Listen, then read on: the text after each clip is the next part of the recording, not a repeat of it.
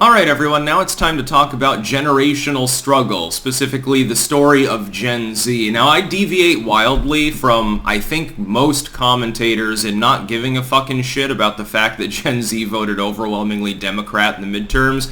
Firstly, you gotta understand that youth turnout is still lower than that of other age demographics. This is typically the case for every generation.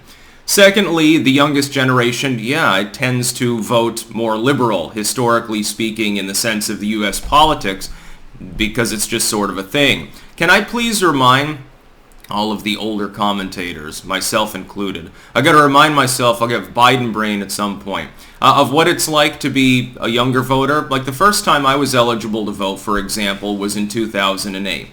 And I was taken in, I've admitted this, by the hope and change bullshit of Barack Obama.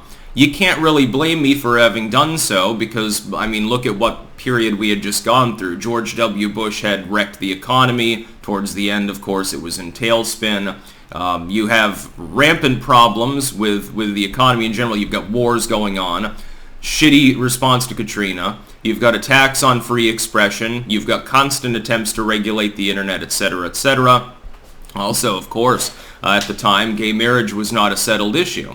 You had Barack Obama, belatedly, of course. I'll speak a little bit about him in the uniparty con as well. At the very least, paying lip service to, let people, leave him alone and let him fucking get married because what are you doing? Whereas the Republicans remain quite stubborn on the issue. Of course, I happen to support gay marriage rights. I don't see any problem with it. I don't understand when some other people do have a problem with it. Satan did not come up out of the ground and start lording over the United States because gay marriage was legalized.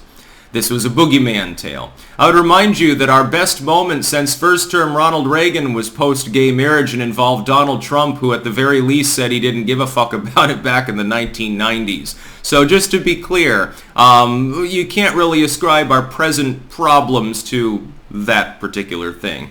You can ascribe it more to the uniparty system that I'll discuss in a moment. The uniparty economy. I was taken in by Barack Obama saying, hey, we're going to let gays get married. We're going to balance the economy. We're going to get out of these wars. We're going to close Gitmo. We're going to stop attacking the free press, which, there was still journalism back then. I know I'm showing my age to all the Gen Zers. I believed that at least some of this would get done, and none of it got done. Biden just hoodwinked Gen Z the same way that Obama hoodwinked the millennial generation and got them to vote at massive numbers for him. Specifically with the student loan debt grift. Bye, it's dead. A federal court has ruled it unconstitutional. Good luck now, asshole, getting it before the Supreme Court. And you can guarantee even if the Dems manage to narrowly keep the House, it's not going to matter because they're never going to push legislation to actually codify it. They'd rather sit there pretend it's a big problem and that they would fix it if it weren't for the filibuster. That's what they'll do, to target Joe Manchin necessarily. You can, by the way, you'll watch that happen in real time unless the Republicans take the House. Then they'll blame the House GOP and MAGA and stuff, and Pelosi will be all crying about it and shit like that. I can remember being conned by the same uniparty system. Broad sloganeering, very little actual sum and substance, very little actually done at the end of the day. And so naturally I said, well, you're not doing any of the things that you said you'd do. You just gave hundreds of billions to a bunch of banks and corporations. You wasted untold billions of dollars on things like Solyndra. You really haven't done anything else. We're still in several wars. Gitmo's still open. Disaster response remains disastrous. Part of that is state function, by the way, so not necessarily totally federally blamed. But if you're going to give Bush the blame, you should probably do the same thing with subsequent executives. Just look at how Trump was treated post-COVID. Anyway, nothing occurred. So in 2012, I went with the Ron Paul revolution. I couldn't back Romney. I could close my eyes and I could imagine either of them saying whatever the other candidate said and it would still sound like them. And it was sort of around that time I realized, the two parties, they're not really acting differently. There's no reason to support them. In 2016, Trump comes in as an outsider. Now, whether you like or dislike the outsideness that he proposes, if you're a leftoid Gen Zer, probably you don't. If you are not, maybe you do, maybe you don't like his personality, but you like his ideas. Or vice versa, by the way, for some people, which is kind of strange, but okay, we'll get past that as well. Anyway, we had something that was at least somewhat different, modestly different, acceptably and tolerably different. Now the establishment has lashed back out at it and is trying to put MAGA they're trying to close up the can of worms. As far as Gen Z goes, I don't see them deviating from the same pattern as the millennials, where we were conned into voting what we thought was our self-interest, but at the end of the day, the people pushing that don't really intend to do 99% of what they say, and at the end of the day, they go and snort cocaine with a bunch of Republican bigwigs. The big red light warning to Gen Z right now should fundamentally be that the reason why the Democrats that you tend to favor run the Senate again is because of Mitch McConnell. It's because of Republicans, not left-leaning Republicans, not tolerable Republicans, as some of you may herald them. Mitch goddamn McConnell. Pro-war, pro-big corporation, big-time strategic genius when it comes to everything judicial, was a Trump ally. He's not anymore, but he was vociferous in his support, generally speaking, when Trump was in there, because he's also a coward that didn't want to lose his gavel. That Mitch McConnell. And it's because of corporate cash.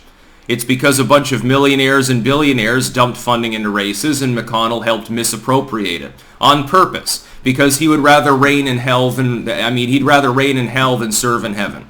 He'd rather be the minority leader and know there aren't enough MAGA in the Senate to kick him out as leader and lead the minority, rather than have a majority and then get kicked aside and lose his gavel. That's basically what it boils down to. Your support of the midterm results insofar as the Senate goes really is just to feed Mitch McConnell's ego. It's not because the Democrats came out more strongly. You lost badly with the popular vote. It's because the Republicans threw several of their own races. House is still out to lunch right now. We're not sure what's going to happen with that. But here's how I'll defend Gen Z.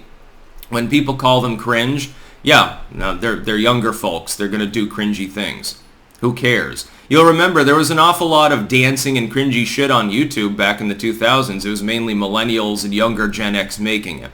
Look at their music. There's actually something listenable there for a change. I like that. Billie Eilish is talented. I would note, though, that a disproportionate goddamn number of all of the chart toppers are coming still from millennials.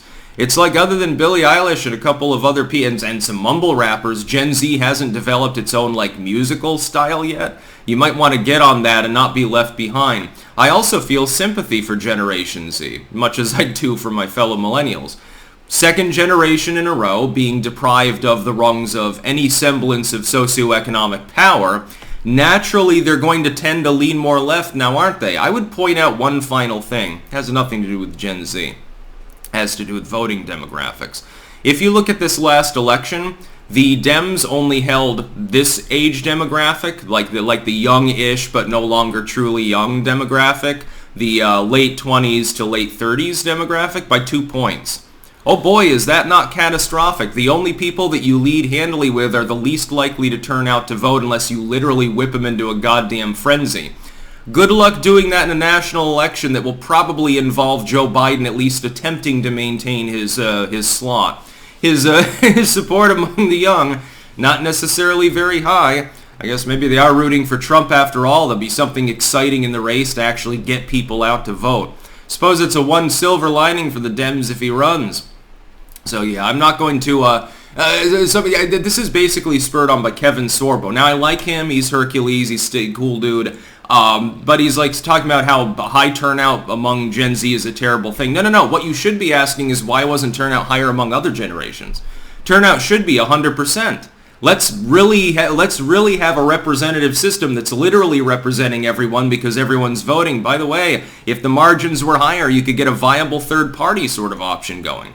The Republicans are no longer looking particularly viable. They're tearing themselves apart thanks to the unipartyists. The Democrats have no particularly great ideas. Going forward, they're likely over the next couple of years to push abortion as an issue because they are desperately misreading the room right now and push a National Abortion Enablement Act or something that would that would allow abortion up to the 9th month, and that's going to piss off independent voters. So you've got two parties that have muddled, vague ideas and sloganeering. one of which is attempting to self-sabotage itself, the other of which is being sabotaged by the uprising of leftism, and you're blaming Gen Z for the situation? Fuck, politics was messed up before Gen Z was born. It was messed up before goddamn baby boomers were born. If I've got one bitch about Gen Z, it's the fact that they haven't formed a significant anti-war movement yet. Millennials did. We had the Iraq and Afghanistan wars. Gen Z had like the Persian Gulf and some of the shit that went on there, as well as in Central America, Kosovo, etc., over in Europe. Then you have, for the boomers, you have Korea and Vietnam. Then for the prior generations, World War II, you didn't get a huge anti-war movement there because people started noticing that most of the people against the conflict had swastikas on their arms. World War I, there were plenty of people that didn't want to partake in that. Any major conflict has its critics. You usually get protest music as well. Haven't seen anything protesting what's going on in Ukraine. I guess it's a distant proxy conflict and people are getting more and more poor at geography, so they no longer care to protest wars these days. That's about all. Peace out.